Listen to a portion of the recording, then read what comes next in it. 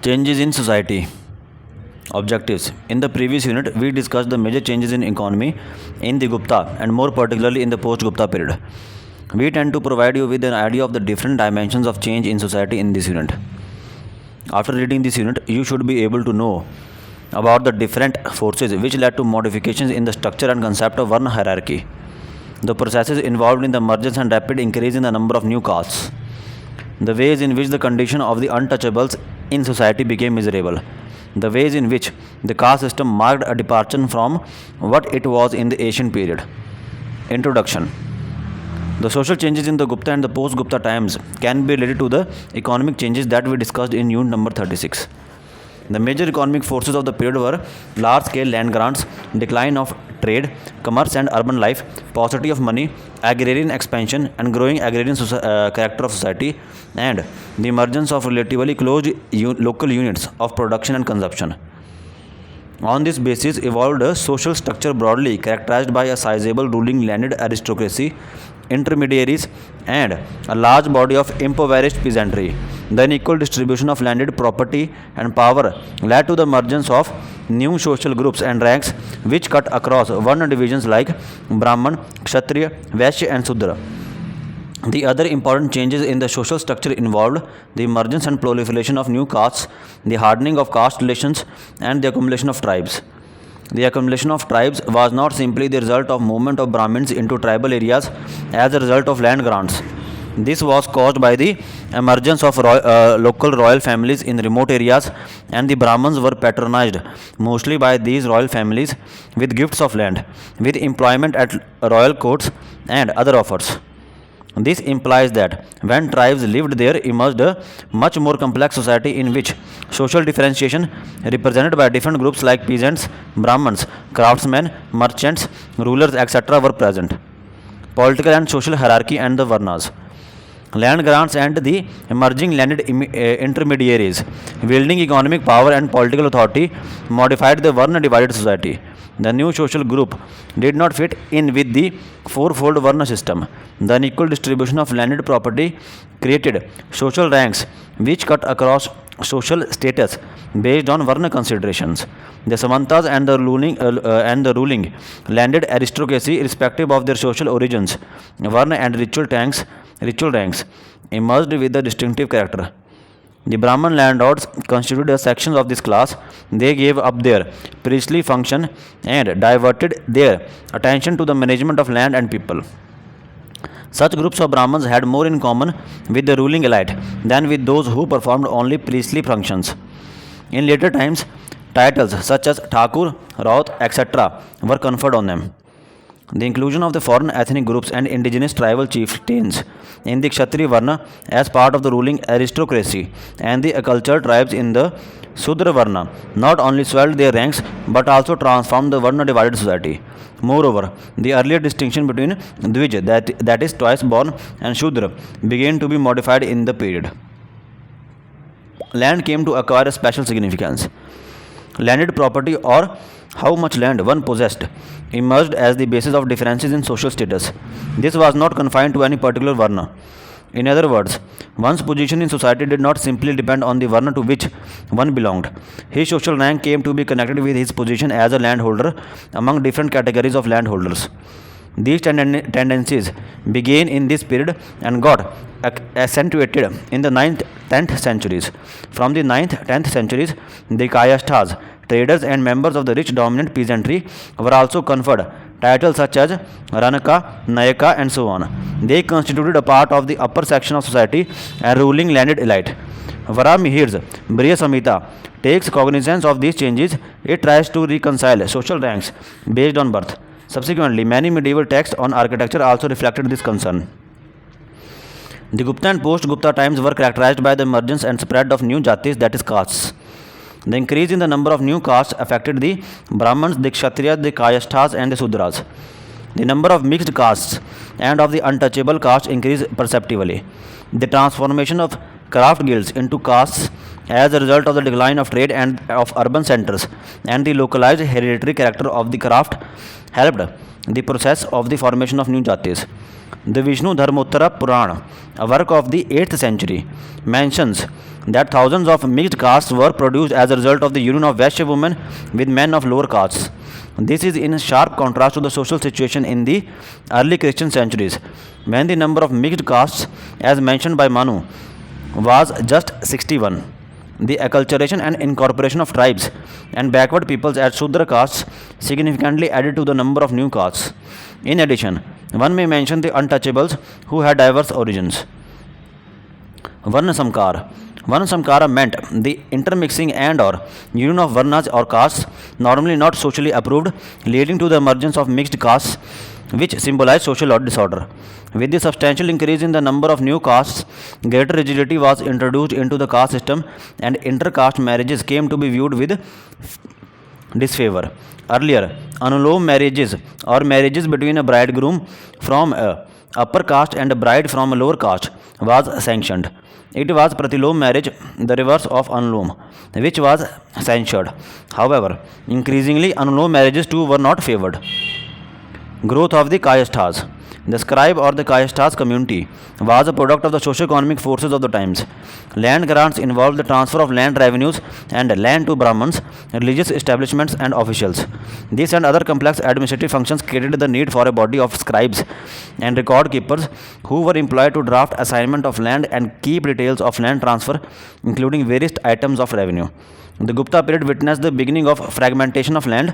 There were laws of partition and rural boundary disputes which constitute a part of the Dharma Shastras. The maintenance of proper records of individual plots was very much necessary for settling such disputes. The existence of different types of rights in the same plot or villages made the land system quite complex. Therefore, land records had to be maintained with all necessary details. This difficult job was carried out by a class of writers who were known variously as Kayastha, Karna, Karnika, Pustapal, Chitragupta, Askapatalika, etc. The Kayasthas were only one group of the community of scribes. However, gradually the scribes and record keepers as a community came to be known as Kayasthas. Initially, the educated members from the upper Varnas were called upon to work as Kayasthas. In course of time, the scribes recruited from various Varnas began to limit their social interaction to members of their profession and started practicing community endogamy and family exogamy. That completed the process of caste formation among the Kayasthas. Endogamy and commensality are the two basic traits of the caste system. For meaning of these terms, see keywords. The earliest reference to them dates back to the early centuries, from about AD 900 onwards. They emerged as a powerful, assertive group, occupying high offices in many states. The untouchables. The impure castes or the untouchables had assumed a definite shape by the early Christian centuries. Nevertheless, they were numerically small. From around the 3rd century AD onwards, the practice of untouchability appears to have intensified and the number of untouchables registered a rise. Katyayan, a Dharma Shastra writer of the Gupta period, was the first to use the expression asparasya in the sense of untouchables. Several new castes were included in the category of untouchables in the Gupta and post-Gupta times. Not only hunters and some groups of artisans became untouchables, but backward agriculturists was also condemned to that status. By the turn of the first millennium AD, hunters, fishermen, butchers, executioners, and scavengers appear as untouchables. Kalidas, Varamihir, Fazian, Ban, and others have given a vivid account of the social disabilities imposed on them. The Chandals were only one section of the untouchables, although the lowest in social ladder. Interestingly, a caste hierarchy emerged among the untouchables as well. Contemporary literature describes them in very disparaging terms.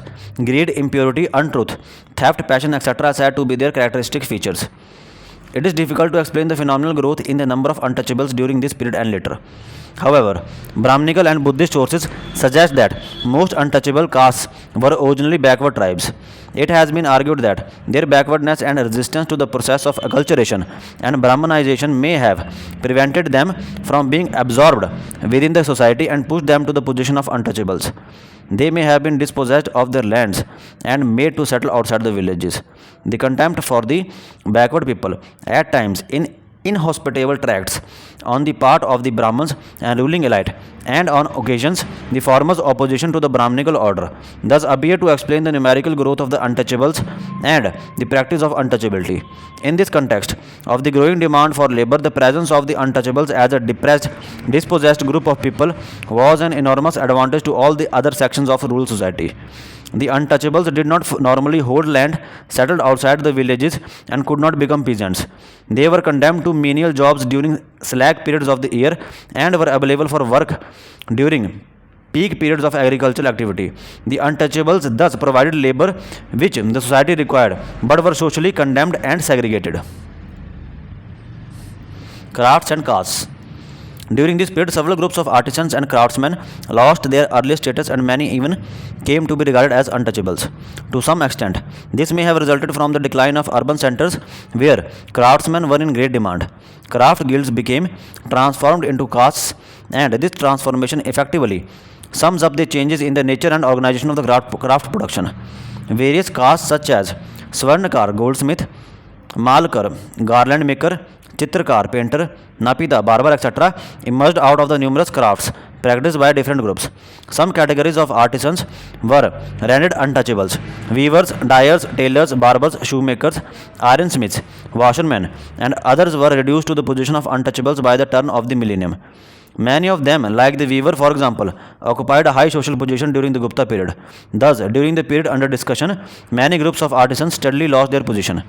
Decline of the Vaishyas and rise in the social status of the Shudras.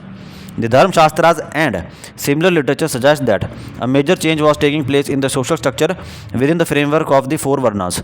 A sizable section of the Sudras were rising in social and economic status after their association with agriculture, and sections of the Vaishyas, particularly those at the lower level, were descending to the level of the Sudras.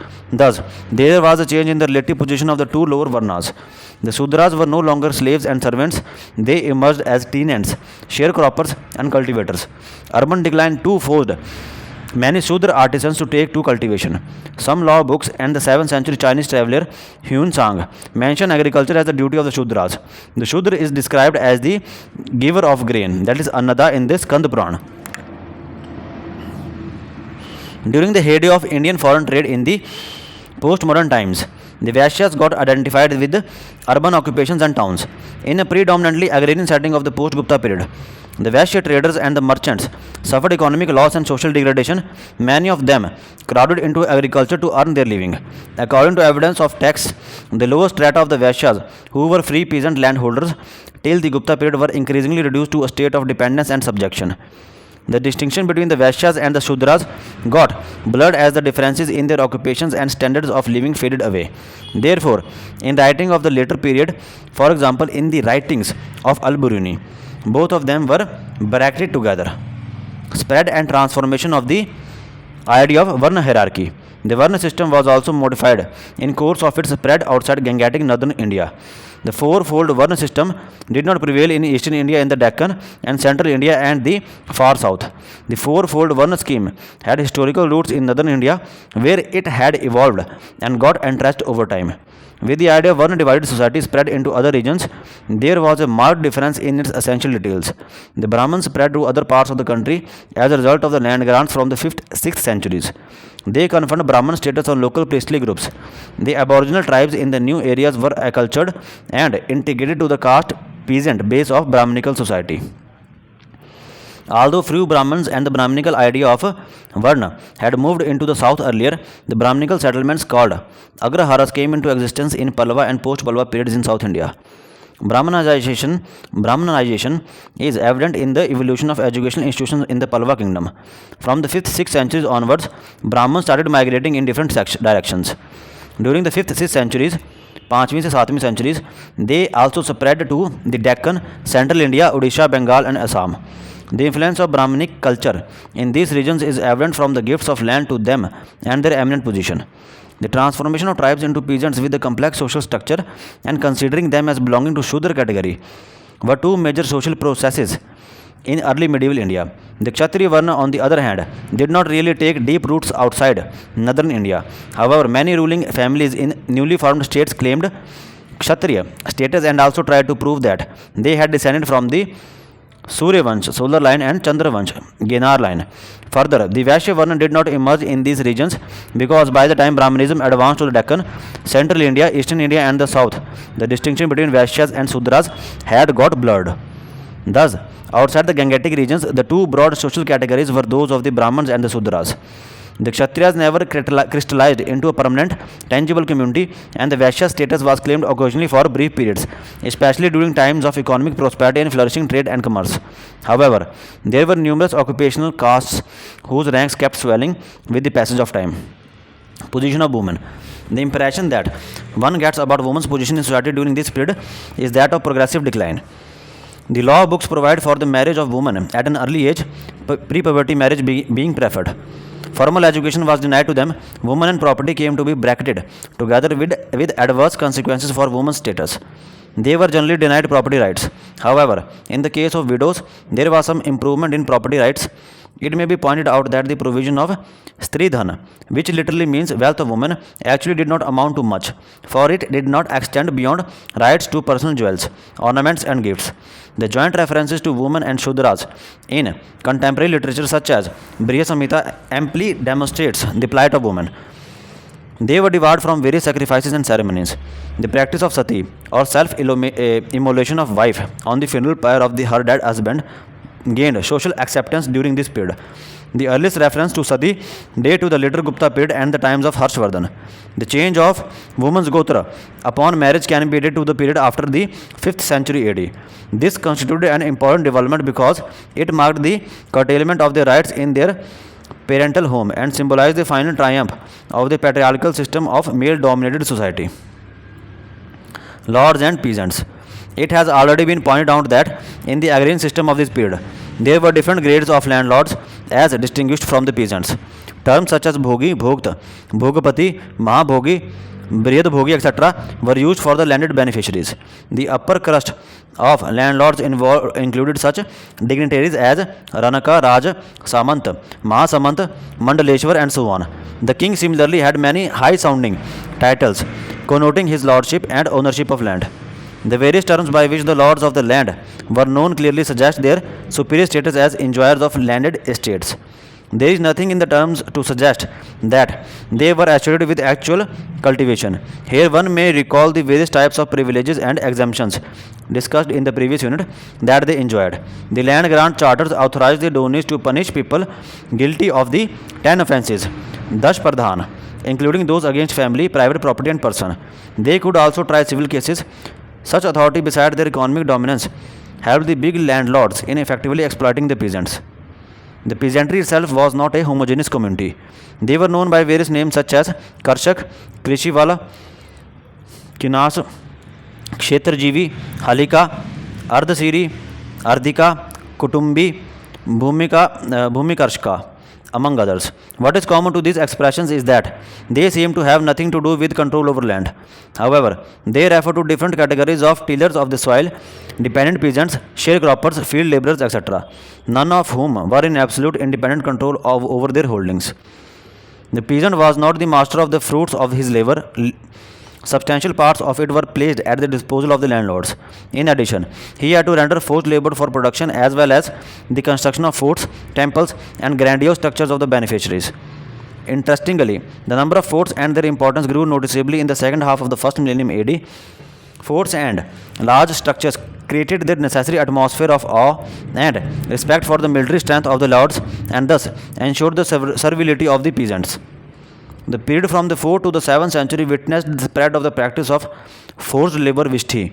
In the Konkan, Maharashtra, Gujarat, and Malwa, cultivators along with artisans were employed for forced labor.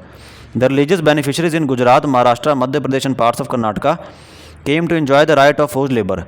In the 6th to 7th centuries, village headmen and petty officials came to exact forced labor for their personal gains. However, the earliest definite evidence for the employment of forced labor in agriculture is provided by the Bhagavad Puran, which is placed around the 8th century.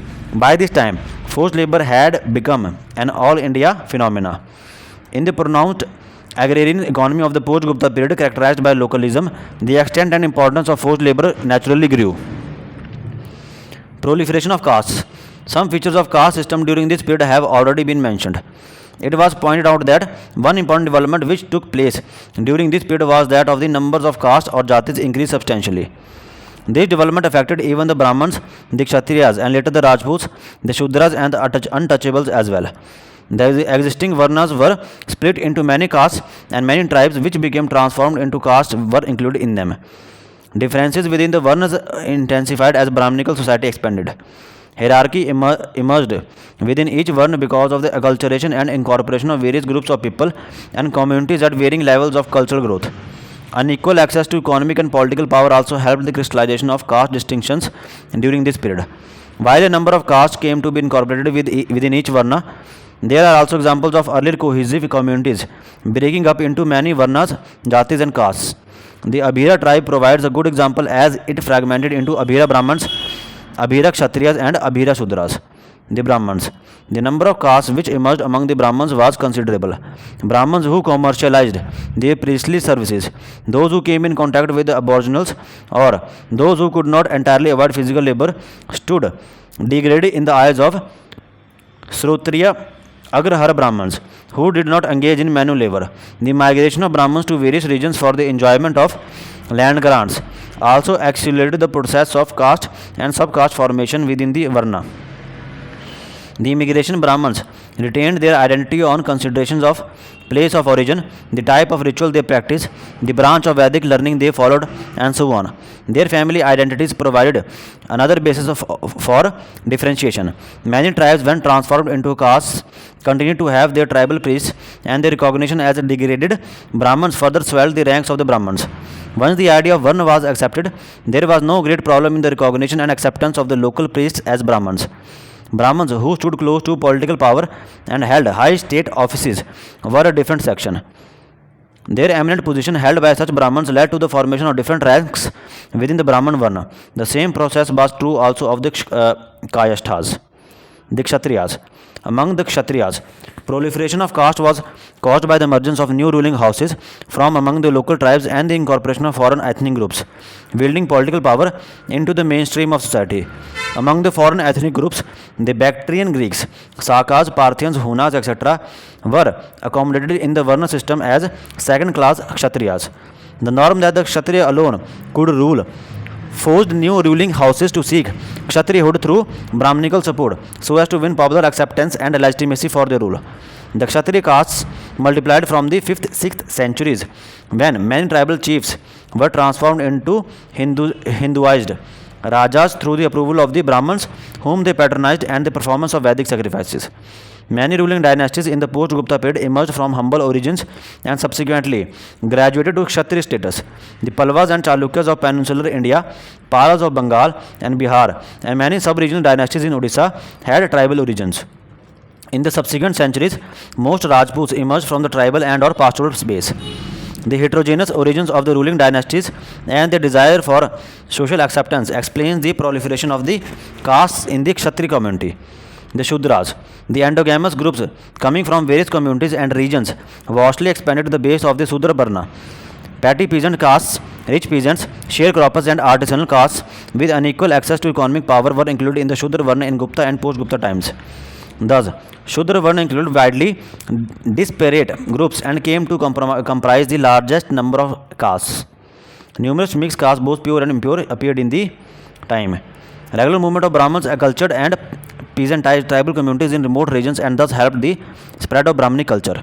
Tribes became castes as a consequence of their gradual transformation as peasants, and these peasant groups were incorporated into the Brahminical society as Sudras. However, as noted above, the chiefs and other leading families among tribes in such cases were assimilated in the higher castes of Kshatriyas or similar castes like Rajputs and Brahmins. The transformation of guilds into castes and the emergence of various categories of untouchables added to the ever-increasing number of castes.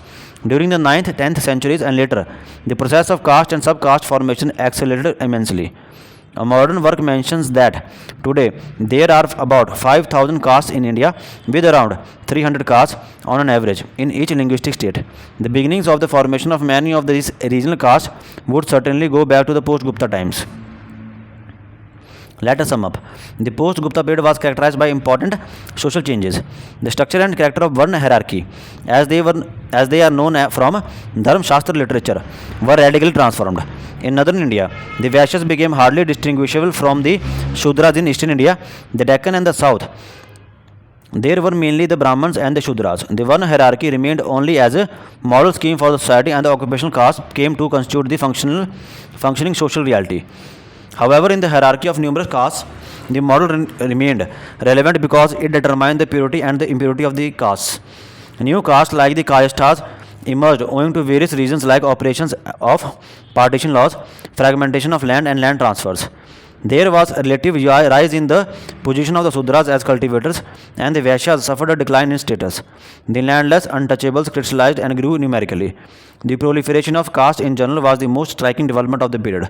Society was increasingly getting hierarchically graded into statuses, and many castes occupied only very low positions.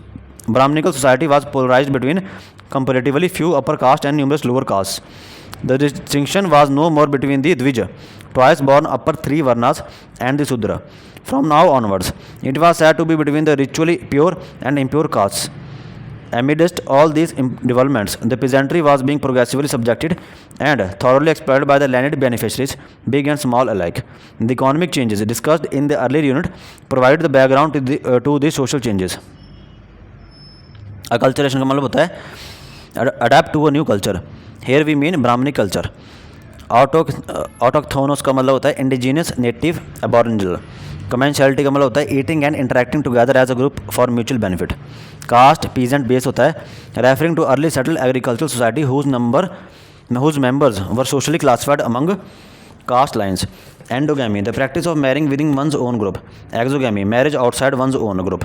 Patriarchal, families governed by paternal rights.